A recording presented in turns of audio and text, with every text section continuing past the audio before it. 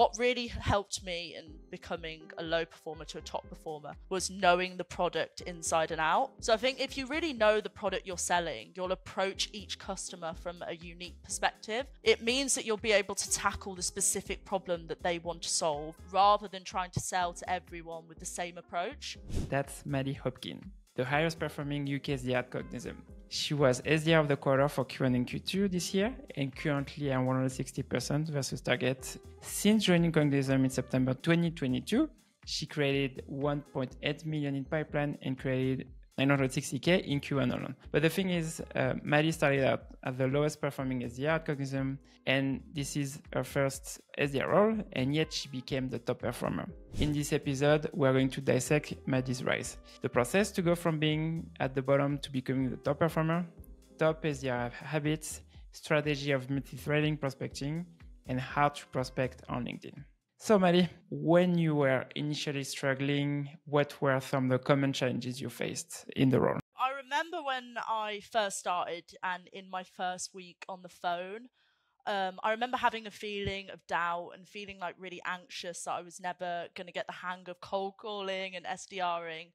The others in my cohort had already booked in like 3 or 4 meetings before I'd even booked my first one.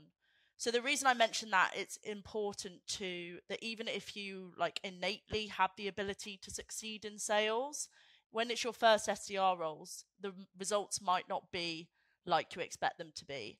How did you handle the psychological aspect of being the lowest performing SDR initially? Is to just like really believe in your own ability. Management wouldn't have put trust in you and hired you if they believed that you weren't capable of doing the job. To be honest, there isn't really a secret method to improving and growing as an SDR. I can't sit here and say it's the easiest thing in the world, but having that strong mindset and being around people who really believe in you goes a long way.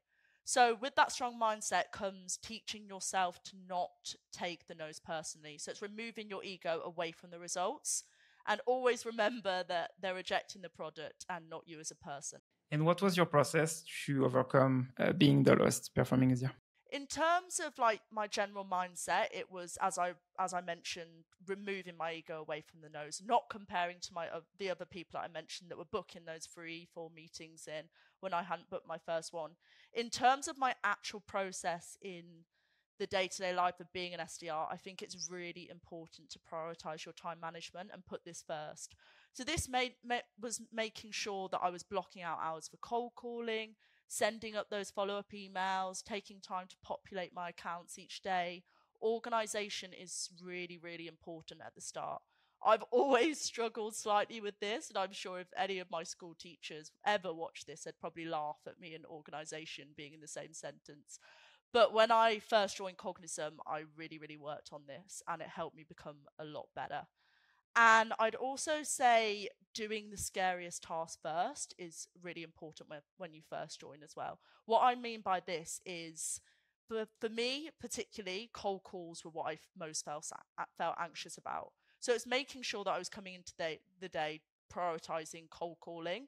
So when I first started, I was doing lots of cold calls, and I began to realize that it was really important for me to celebrate the small wins as well as those meetings booked. So whether this might mean referrals, follow-up calls, it's shifting that prospecting and those cold calls from believing that those wins are starting from a conversation instead of just selling on the initial call. And also lastly, I'd say is really looking at what the top performers were doing in my company. So, I'm not trying to reinvent the wheel. I'm not coming into Cognism trying to do anything that someone hasn't done before. So I think it's really important to look at these people and try and replicate what they're doing. If they're achieving the results, it's most likely going to mean that you can too. So mirroring their strategy is really important.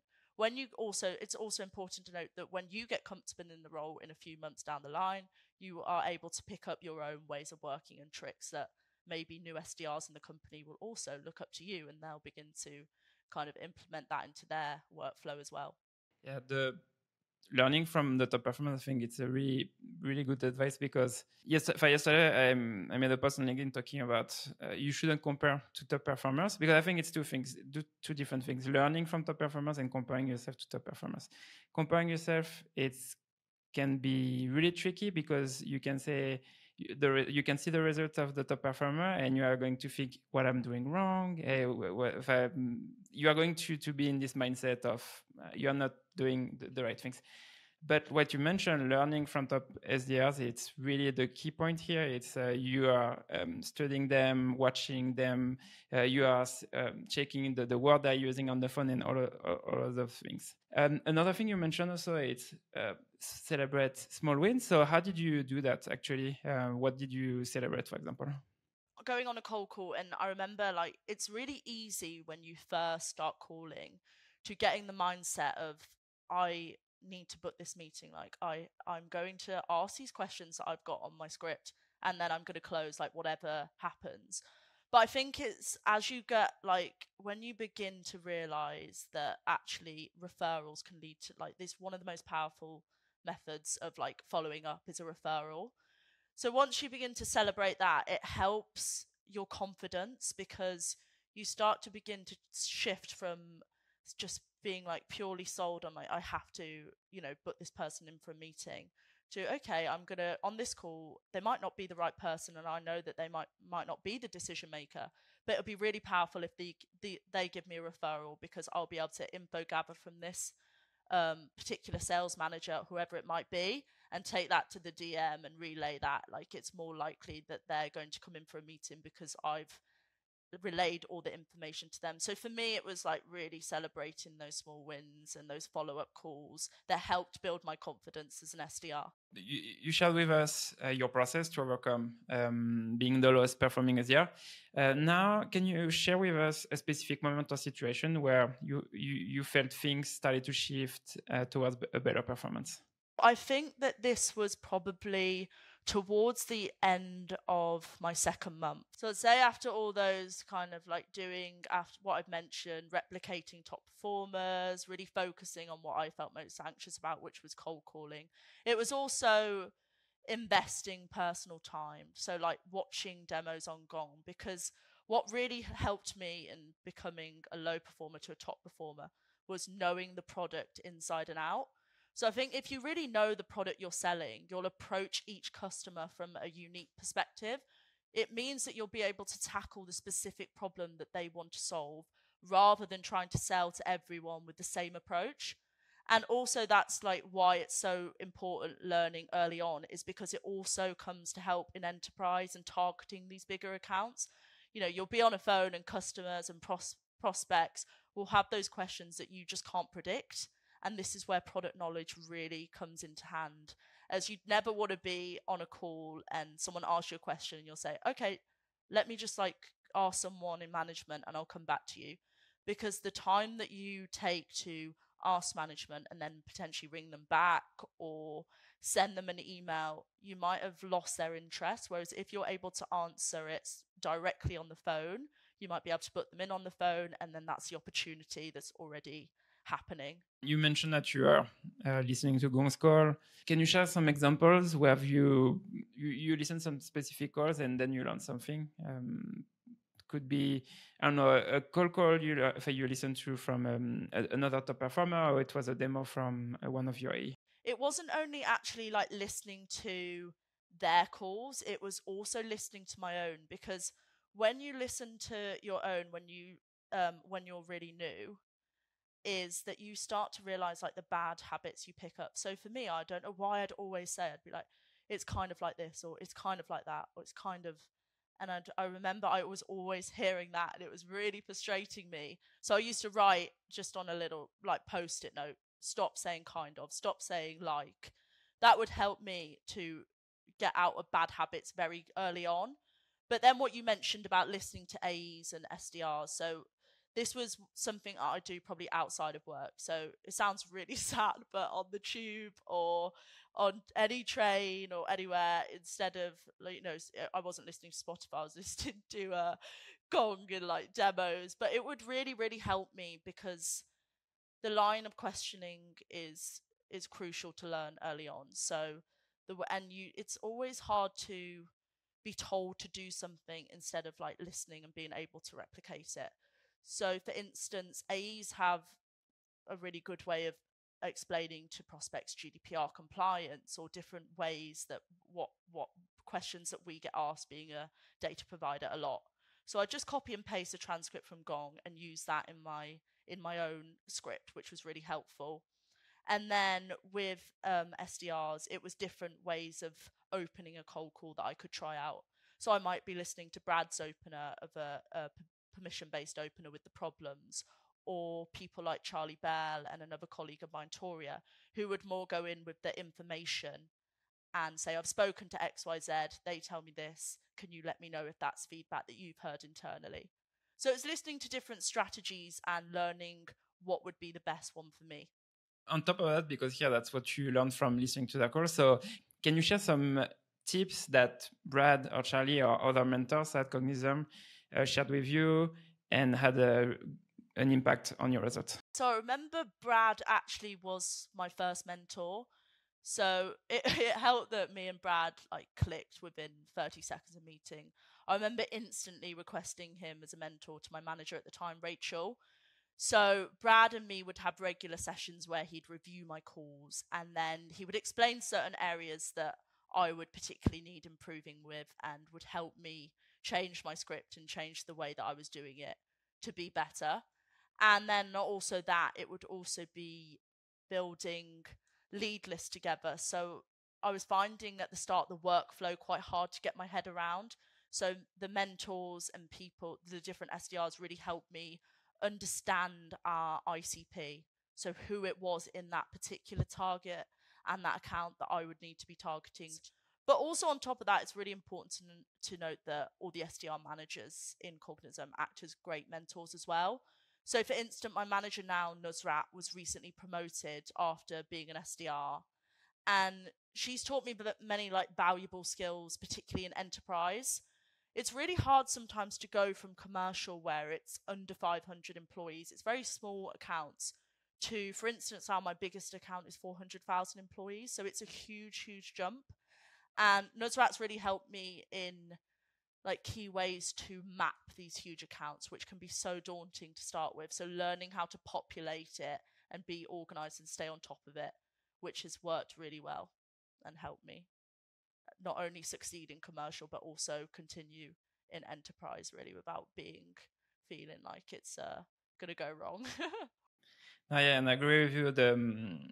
Going from commercial to enterprise, I think you have like a mindset shift on a lot of different things. The thing around how you approach the account, the research around the account, the information you can find around the account, because sometimes not all your enterprise account would be public, but some of them are public, and so you have the 10K. And a 10K can be really time consuming if you don't know what you're looking for. So I think enterprise, it's really like a big mindset shift you need to have when you're moving from a commercial to enterprise. I had some question around because you are one of the lowest performing SDR and then became the top performing SDR. Did you have a daily routine or habit that you think was key in this transformation? At the start, I was almost a bit chaotic with the calls and the emails I was doing. So I was focusing a lot on I was thought that, okay, if I just send out all these automated emails, if I just make all these calls, like I'm sure I'm going to get like the desired results. Whereas the shift from understanding that it needs to be a more strategic approach. So now I make 40 strategic calls per day. I'm sending out, instead of just automated emails, 15 personalized emails a day. It means that like it's way more strategic in a sense of, you know exactly why you're targeting them and you've got all the information, instead of just kind of spray and praying and hoping for the best results. And also now it's important to be really super organized with the accounts that you have. So going into each week, maybe focusing on 20 accounts. So that might be a mix of tier 1 accounts, so you know exactly who to speak to, you know the pains of the company, so your main focus is going to be on them for the first few days of the week, trying to put them in for a meeting, but also leveraging that with your tier 2 and tier 3 accounts. So it's trying to get the tier 3 accounts up to tier 2 and to tier 1, and then your tier 1 accounts to your tier 2, to tier 1, if that makes sense. So it's being really organized with your accounts as well and the way that you're prospecting. Here, what you just mentioned is exactly, for example, that's, I think, a switch that you have to have with commercial and enterprise accounts, because like you said, enterprise, you don't know who you are going to talk with, because you don't know who owns the process for the process, or the who's going to buy Cognism. So I think here it's really key for enterprise to have this in mind, to know if they have some pains, or knowing who is the right person. So you started to talk about cold calling, cold emailing. How do you effectively use different channels like cold calling, cold emailing, and LinkedIn, for example? I think it's really crucial to use all three as much as you possibly can. I know sometimes it might be easy to just rely on your biggest strength. So whether that might be cold calling, to just solely rely on cold calling and spend all your time focusing on that method. But it's, you don't always know your prospect's preferred method of outreach. That might be through LinkedIn, that might be through sending an email. So if you're attacking that account and, sending out those emails, trying to call and LinkedIn, you'll start to understand the way that they want to be contacted, which means that you can then rely on that to book the meeting or to info gather more. So yeah, I think it's really important to just attack all accounts with all three methods, and just understanding what their preferred will be is super, super important. That's super important what you just said here, because it's some people, they will never answer the phone, and even though you have the phone number, I'm not saying it's a waste of time, but you need to find what's the best for their preferred channel, like you mentioned. So just because of that, because for your prospect will be different. So that's something you need to know. Something also you mentioned to me when we were preparing the episode, it's WhatsApp. How do you use WhatsApp in your process? WhatsApp is a really great tool, I think, for an SDR. It's quite a controversial topic, I'd say, in terms of using it as a method of outreach. And if I'm totally honest, I'm quite hesitant to use it completely cold, and if I've never spoke to the prospect before. And it's always good if you've maybe called them and you built a bit of a relationship, you've maybe understand the way that their business works and how Cognism, for instance, might be able to fit into that. Then on the end of the call, I might always say, okay, great. If they ask, yeah, I can, if you just want to follow up on this, say, great. Well, I have your number here. Do you mind if I just shoot you over a quick WhatsApp message now, and we can continue conversations if it's of value there. They'll 8 times out of 10 be more likely, because it's much easier to reply on there than giving them another call and potentially disrupting their day. And I think a guy called Chris Ritson, who I'm sure we all know now, listening to this, was a big believer of using WhatsApp. I got one of the tips from him. So it's after booking a meeting, I'll send a message like, hey, Elric, great to chat with you then and discuss how Cognism can solve XYZ challenge. If you have any further questions, feel free to send them over on here or call me anytime. And also it's really useful for confirming any demos in the morning. So instead of calling them at 9 a.m. and maybe they're on their way to work and they might miss it, which could then impact the attendance, just sending them a quick WhatsApp, and then even if they just reply, yep, it's still confirmed, right? So yeah, it's really valuable in that sense as well.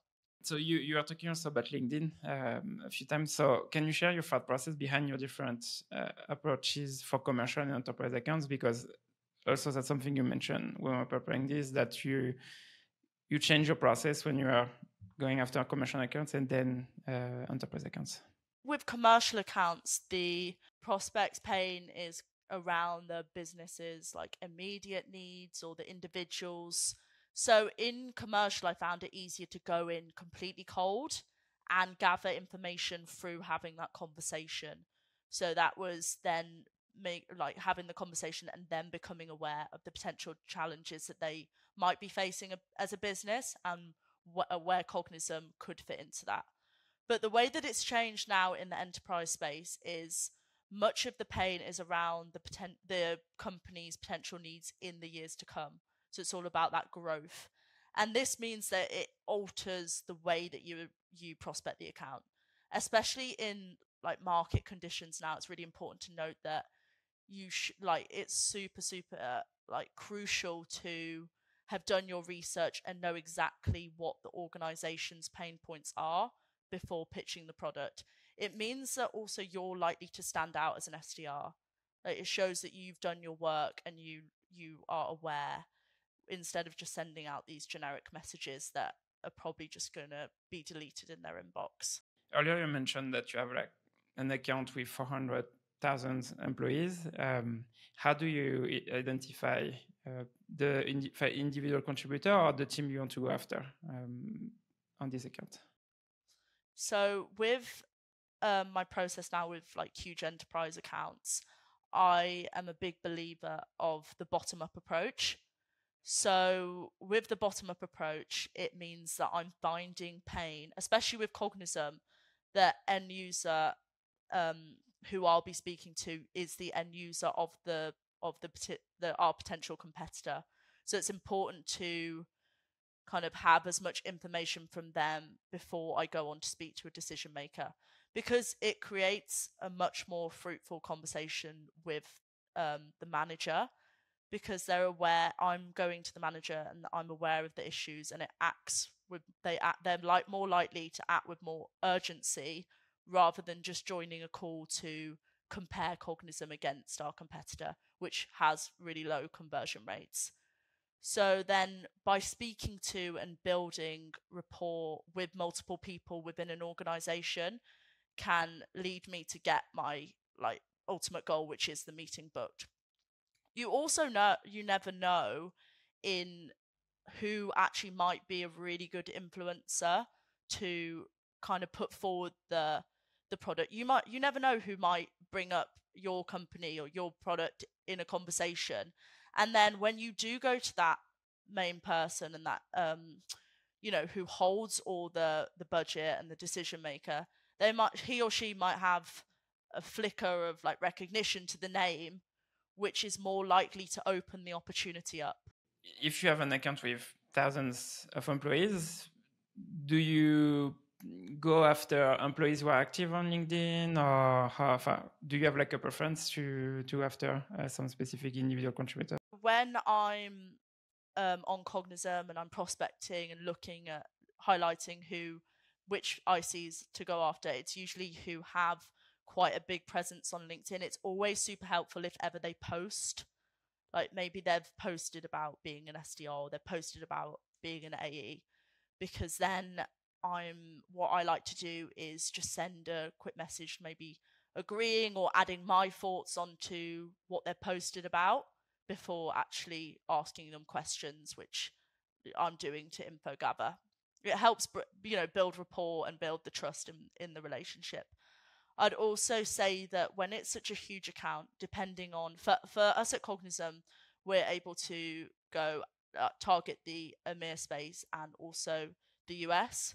So it's being hyper organized with the way that you're prospecting as well. So say, for instance, the first initial time I get the account, I might say, okay, I'm going to mainly focus on EMEA at this point.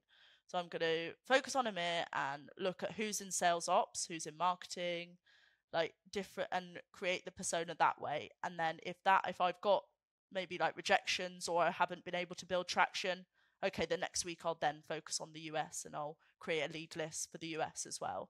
So organization is really, really key with these big accounts. Now, yeah, like we mentioned a few times on the episode, it's because you're trying to go talk to everyone at the same time, but I think it's more interesting to go team by team inside the account or by region, like you are saying. So, last question. What advice would you give to a new SDR who might be struggling with the same issues you faced when you first started, and one piece of advice they should ignore? For me, and a bit of a story here, I guess, is I remember, like I was mentioning, when I used to listen back to my own calls, one thing I used to do was always say, "Hi Eric, it's Maddie from Cognism. I'm really sorry to call you out the blue." And actually, like, you never, ever, ever, as a new SDR, never apologize for like making a cold call. You're doing nothing wrong. You haven't hurt the prospect. Like, it's just going to make them think that you actually have done and be more reluctant to actually continue the conversation. So it's super important, and a piece of advice is to change that. So to change, I'm sorry for bothering you, to something which I do now, which would be, appreciate, Elric, that me and you haven't actually spoke before and this call wasn't scheduled. I've been speaking with XYZ and thought it might make sense to reach out to yourself. Is now okay to just grab 30 seconds? Like, it's super casual. It's then, you're not asking them to do anything major. You're not apologizing. It's not, you know, it's gonna entice them in, more likely to continue. And then you can also follow up with relevant information about them and what you found out. One piece of advice to ignore is probably on the initial cold call to just sell the best part of the product. This is because it's really important to sell based on the individual's needs and pains rather than the part of the product that you feel is best. Feature selling really closes off any open conversations you could potentially be having, and it means that it puts the power in the prospect's hands to be asking you the questions instead of alternatively you being able to ask them the open questions. So yeah, so as salespeople, really just a piece of advice is that we want to be asking the most questions and finding the pains, because once we've found that pain, it means that we're then able to sell the part of the product that we think would be able to help like overcome that challenge. So, Maddie, thanks for being on the show today. But before we jump off, before we end the interview, so do you have anything else you want to share with the listeners? No, I'd just say that obviously I think it's been really, I've never actually spoke really before about being the lowest performer in my first month to now like achieving highly. But I think it's been really useful, and I hope it's useful for new SDRs out there who might be listening to this, who feel a bit anxious like I did at the start. So yeah, just anyone who might be feeling like this, I'm sure my LinkedIn will be there. So please just shoot me over any questions and I'd be happy to jump on a call or like answer any questions and give you any tips. And yeah, just thank you very much for this opportunity to be on here as well, Elric. Yeah, of course. And also, thank you for taking the time and being open to share this with the listeners, because I think it's super valuable to see your process and what you did to overcome that. So thank you. No, thank you. Thanks everyone for listening to this episode, and I see you on the next one.